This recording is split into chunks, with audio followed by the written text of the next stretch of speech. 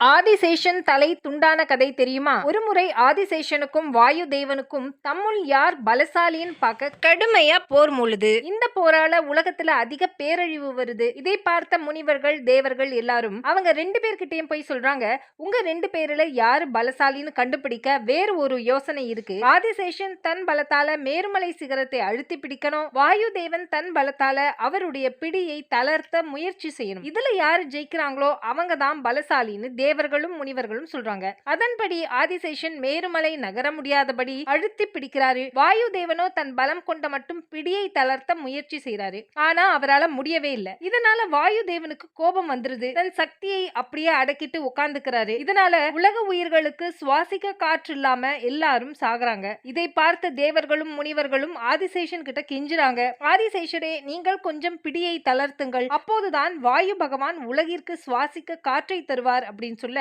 ஆதிசேஷன் பிடியை தளர்த்துறாரு. சந்தர்ப்பத்தை பயன்படுத்தி வாயு பகவான் தன் பலத்தால் மேருமலையை பயங்கரமாக மோத மேருமலை சிகரத்தோடு சேர்ந்து ஆதிசேஷனின் தலையும் 3 செந்நிற பாகங்களாக மாறி பூமியில விழுது. அதுல ஒரு பாகம் திருவண்ணாமலையை விழுது, 2வது பாகம் இலங்கையில விழுது, 3வது பாகம் நாகமலையாக மாறி திருச்செங்கோட்டுல விழுது.